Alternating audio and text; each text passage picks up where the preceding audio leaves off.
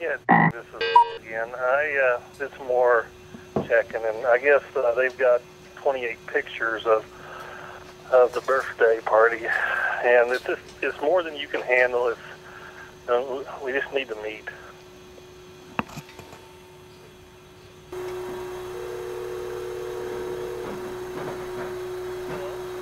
Hi, is this again?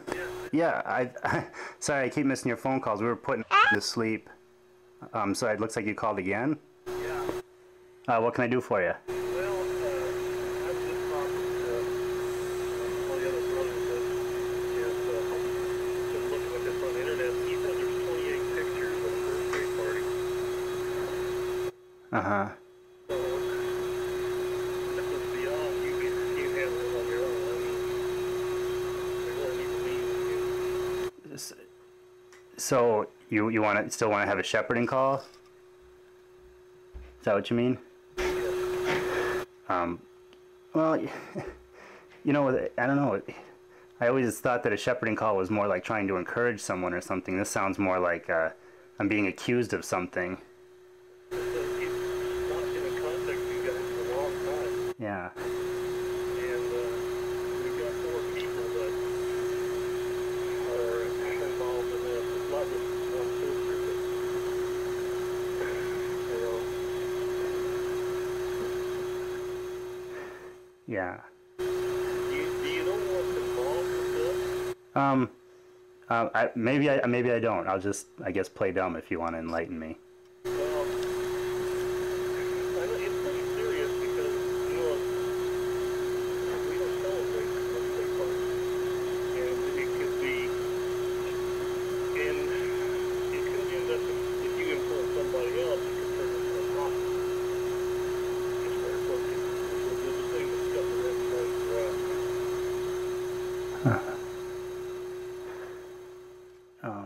So who would you'd want? You and another brother want to come over to my house then and meet with us? Hello? Yes. Yes. Okay. Well, you know, it sounds to me more like a. I'm sorry, I got to call on the other line here. I'll just ignore it. But it sounds more like a judicial thing than a shepherding call. Unless again I'm mistaken. I'm kind of the the ignorant person here.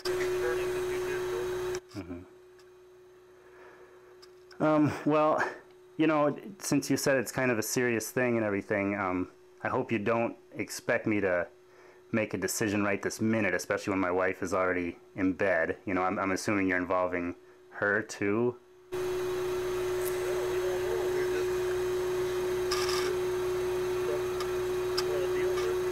Yeah.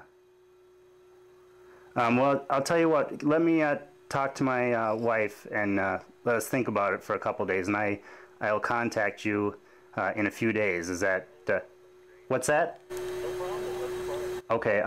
I mean, I know in the past I said if I wanted to talk to you, I would, but you're kind of making it a little more serious now, so I'm giving you a guarantee that I will contact you. Can you give me maybe a week at maximum? Is that cool? Or I'm sorry, I didn't catch that. Yes, it will. Because, you know, our first thought is to gain you guys. We don't want to. Sure. That's the first place we want to go. Mm-hmm. Yeah. All right. I'm sorry. I'm getting another call. It's kind of throwing me off here, but yeah. No, I appreciate your politeness.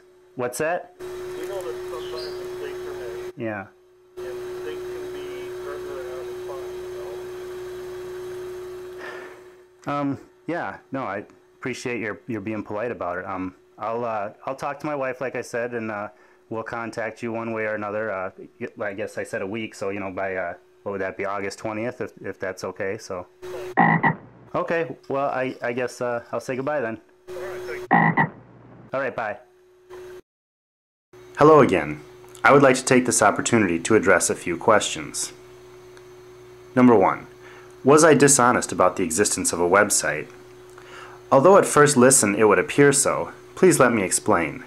For over 5 years, I maintained a website wherein I uploaded photos, videos, and kept a blog. My wife and I deleted this site, as I said to the elder, approximately 1 year ago. So when the elder inquired about the contents of my site, I correctly told him I no longer had a site. However, my wife has recently started up another website. I do not edit nor add to this site at all.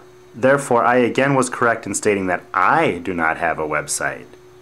Additionally, my wife has not divulged the address of this site to our witness friends and family, so I was unaware that any of them had visited the site. Number 2. Why was the elder concerned that the society was involved? I have no idea. Number 3. Why did I insist the elder define the nature of his desired meeting with us? Simply put, an elder will ask to meet with the members of his congregation in one of two fashions. First, he may request a shepherding call.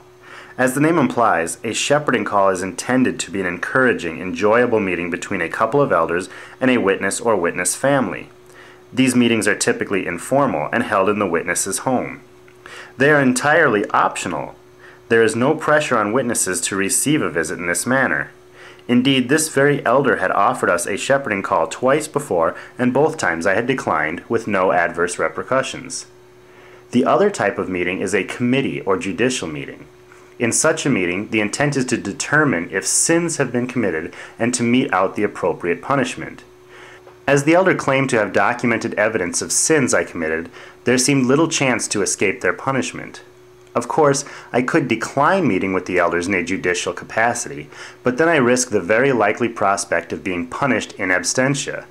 This punishment, termed disfellowshipping, means that my family and friends, the bulk of whom are witnesses, would be forced to discontinue any sort of relationship or contact with me excepting family emergencies. As I am no longer a witness, it did not seem logical that I could be tried and convicted under their rules, any more than I could be fired from a job I hadn't worked at in over a year. But neither did I want the elders to disfellowship me, as this could lead to a loss of family relationships.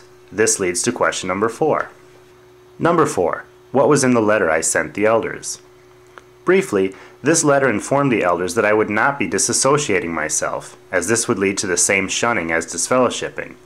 It also explained that I am willing to meet with the elders under certain conditions, including being informed of the times and places of the meetings several days in advance, having the ability to document the meetings, and have legal counsel. I did not want to decline their offer to meet me, as again this would lead to disfellowshipping in absentia, but I did not want to meet with them without first securing my rights. Judging from the experiences of several friends, I had reason to believe the meetings could devolve into a witch hunt in which I would be pressured or bullied. As disciplinary actions are recorded in the Bible, I saw no problem in requesting that I likewise record my meetings with them. As the elders would almost certainly be in contact with the Watchtower headquarters legal staff, I saw no reason why I shouldn't also be allowed to have legal advice. In the letter, I also politely asked the elders to desist from pressuring members of the congregation to treat me any differently, and I requested that they respond to me in writing. As of this minute, over 2 months since I sent the letter, there has been no reply. Number 5. What exactly was I being charged with? Though the elder indicated there were other charges, it appeared the most serious sin I had committed was celebrating a birthday. Now, just to make things clear, I want to stress that the birthday party, in and of itself, and not anything that happened at the party, was the sin. I have uploaded pictures from the party here, and I want to point out that there were no drugs, no smoking, or even alcohol at this party. This was not a wild 21st birthday bash, or some immoral coming-of-age brouhaha. No, this was a party for a young boy who turned 2 years old. The attendees consisted only of moral, trusted, kind family members. The gifts were in good taste and not overly indulgent. The party was not especially noisy, nor did it cause an imposition on the neighbors. It did not create a hardship for anyone in attendance, and it concluded at a reasonable hour.